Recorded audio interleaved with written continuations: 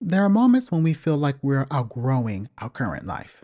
Our hobbies feel boring, we don't feel motivated by the same goals and desires we used to have, and there's a general sense of restlessness we may be struggling with. This can cause some of us to panic, while others try to ignore this feeling only to have it disrupt other areas of their life. Change is constant, but this change can feel so deeply personal that general answers feel inadequate. Welcome to Exploring Esoterica, the podcast where I break down different esoteric practices and shed light on the history and truth behind them. Today, I want to explore the feeling of outgrowing your old life, what that can look like in a spiritual sense, and the rational steps we can take.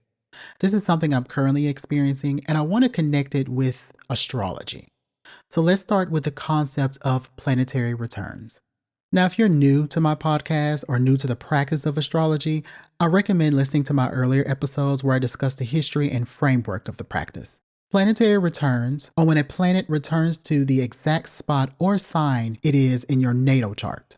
This is time when the significations of that planet are intensified. In whole sign astrology, this lasts until the transiting planet exits the sign that your natal planet inhabits. This can be just for a few days, as in a lunar return, or a few years, as with Saturn returns. Today, I want to explore the concept of Jupiter returns because it is something that I'm personally dealing with and I want to shed some light on it. Jupiter is a planet of abundance, spirituality, ethics and morals, alliances and friendships, and a general sense of growth.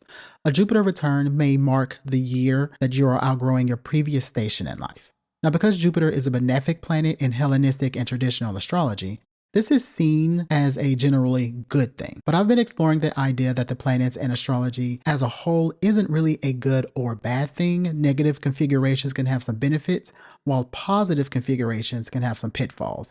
This is a concept that I've only encountered recently, so I'm still exploring this. To fully understand something in an astrological chart, we need to not just look at the planets, but also the houses and angles of that chart. In mine, for example, my Jupiter is in my third house of knowledge and family relationships. So a Jupiter return for me is theoretically a time where I'm growing in my relationships with family and close friends, as well as my knowledge of the world. In fact, during my last Jupiter return, I went back to school and got another college degree. Because Jupiter is a benefic planet, this should have been a great time of growth, positivity, and opportunity. But in reality, this was a very stressful time in my life.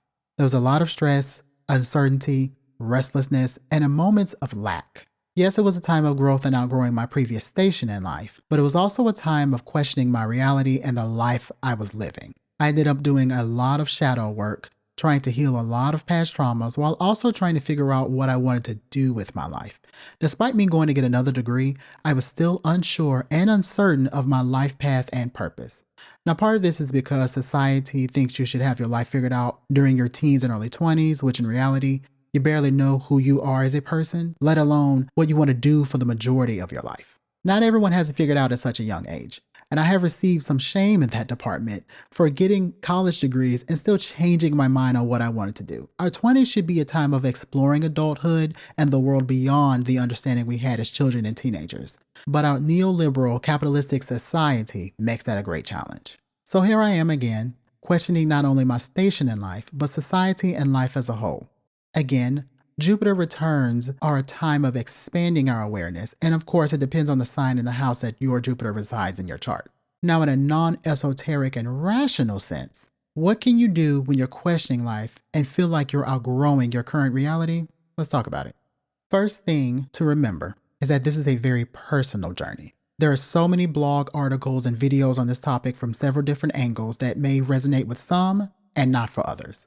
But I want to approach this by looking at four categories. I'm currently studying the practice of tarot card reading, and what fascinates me is the four suits and how they relate to four different aspects of life. And I believe it is really good to consider these four concepts when thinking about your life and what you feel called to change about it.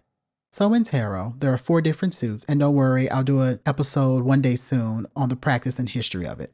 But the suit of cups relates to our emotions and relationships. This is where we feel the restlessness and emotional turmoil that comes with this period of our life. The suit of pentacles relates to our resources and material achievements. We may feel like embarking on a new creative endeavor or changing jobs, homes, or something else where our everyday routines feel drab and boring. The swords relate to our intellect and decisions. This is where we may feel like gaining new knowledge, going back to school, or undertaking some new apprenticeship. And lastly, the wands relate to our desires and skills. Basically, we crave new experiences. This could be traveling, gaining new skills, seeking new opportunities, or engaging in something creative like a new project. This is a way to satisfy that feeling of boredom and restlessness. So let's look at these four in a deeper perspective. One way to realize you might be outgrowing your old life is that places that used to feel comfortable and fun don't resonate with you anymore. Old places and groups of people may slowly start to bore us. We may not resonate with the same topics that we used to engage with friends anymore. We may be looking for a lifestyle change that no longer fits the same as friends and family once did. This doesn't necessarily mean you need to cut people out of your life, although that could very well be a possibility if your friends and family have become negative influences in your life. Not everyone is going to support you going through a change or wanting to try something new. Other people's fears and doubts can make us doubt ourselves and keep us from growing in life. Notice when this is happening. It may be a time to distance yourself from them and listen to your own intuition. But other times, this could mean that we need to seek new relationships with people who resonate with the change we're looking to do. This could be a new mentor or teacher, or a new group that engages in a hobby you want to take, or even a new spiritual practice. In fact, when your life has become restless and you're not sure what to do anymore, this can signal a time to engage with your spirituality and intuition a bit more. Many people will ignore their emotions and intuition, mostly out of fear. Change is hard, and it involves stepping into the unknown, which is not easy. It can be especially hard when we're noticing our relationships changing or no longer resonating with us. Life is full of change, and change is constant. And many times, this involves our relationships changing as well. Like I said, my Jupiter return is a very emotional time, and I end up doing a lot of shadow work. This can definitely be a time when therapy and spiritual work can help us through this experience. This may also be a time we feel like exploring other skills and talents, or even traveling a lot more to experience more of the world. We're expanding and outgrowing our old life, and therefore we want to experience more than what we've been exposed to. Some people may have the resources to travel to other countries and immerse themselves in another culture. Other people may be able to explore only other states and cities within their country. But this doesn't always have to look like traveling. Discovering a new hobby can be a great way to introduce new experiences into your life, and not just a new hobby, but a creative idea altogether. People say they want to write a novel or a screenplay or finish an art project, but never take the first step in pursuing that. This could be because of time and financial constraints or emotional fears. Just because you write a screenplay or a novel doesn't mean it has to be published. In fact, writing a story and then actually publishing it are two different skill sets. One is the artist brain, the other is the business and marketing brain. Some people are better at one than the other, and that's okay. Many people will discredit just doing a project for the experience and fun of it, thinking that unless they make money from it, then it was a waste of time. This is not true. And again, it's part of that toxic capitalistic mindset that our society shoves down our throat. This is a period in your life to try new things within your capacity. The experiences may lead to new relationships, new opportunities, or just a deeper perspective of yourself and others. It is a way of expanding your talents, skills, and mind. And speaking of expanding your mind, we may feel the urge to expand our knowledge. Now, learning new information should be something we're constantly doing because, again, the world is constantly changing. But we may learn knowledge on a deeper level. Again, back to my personal experience, Jupiter returns are moments when I gain more knowledge about an area that previously I only knew factoids about. My previous Jupiter return was me wanting to learn more about the entertainment industry.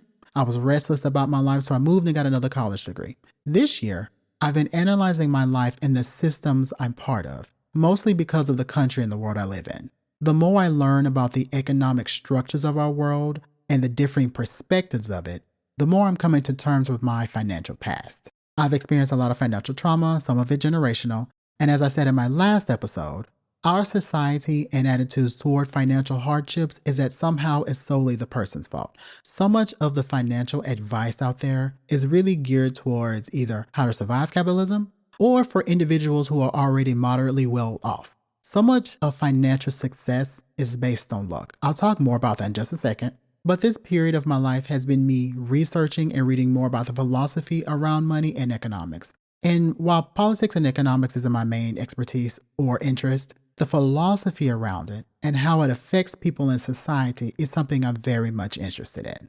People are more than just a number and a dollar sign. This is also why I've relaunched this podcast with more focus on esoteric and philosophical knowledge, because I think it's important, especially in times of social and political upheaval. People feel lost and disconnected in life, and it's important to talk about other ideas and spiritual techniques than just the esoteric Christian ones. Overall, my interest is in the systems we're forced to participate in and esoterica.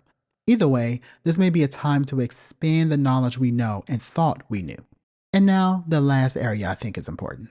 When talking about making a change in life, the biggest one we think of is a change in career or jobs. Some people are lucky and have found a career and company that they like. Others have found a way to either be their own boss, essentially escaping the 9-to-5 work structure. This can range from being a content creator, an artist, or even a business owner. And still, there are some people that like the stability of a 9-to-5 but want to change industries. All of these are fine. But the difference is in the resources and connections that will help us, or the lack thereof. This is where reality has to come in. We can have these grandiose ideas of what we want to experience and do, but the reality is life is full of change and constraints. Some of us may not have the resources to do something grand like traveling to different countries. Some of us may not have close relationships we can lean on to encourage us in whatever change we want to make. We may not have the money or time to go back to school and make a change, and that's okay. But despite these constraints, there are two things we can do. Number one, try something. Most of us can let fear and perfectionism get in the way. Read about it, watch videos about it, find affordable and safe ways to experience it or something similar. You may not be able to travel, but you can go to a new place in town or the next state over.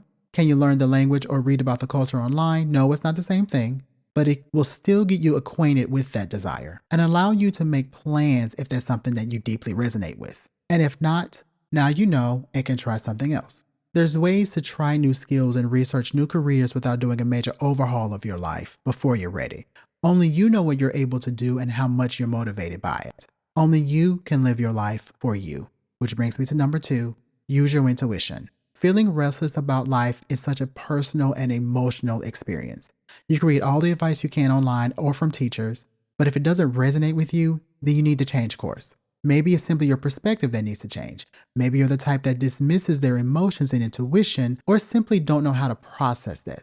There are many psychological and spiritual resources out there, especially in the form of books, videos, and podcasts that can assist you with that. Even more, there are mental health professionals and counselors that can encourage you or help you with some of that shadow work that so many of us can benefit from. The bottom line is this: all of us will get to a point where we want to do something different in our lives. The thing is, we need to use our creativity and intuition to find the best way forward with the resources we have and the constraints we have to live with. This is a hard concept to accept, something that I'm still learning to do myself. But on the other side of that acceptance is serenity and being open to new possibilities. So if you made it this far, thank you so much for listening to this episode. If you want to support me, you can go to my website to buy my books or make a donation. You can also join my monthly newsletter so you can stay updated on what's going on in my life and my content. But with all that said, thank you so much for listening, and I'll see you in the next one.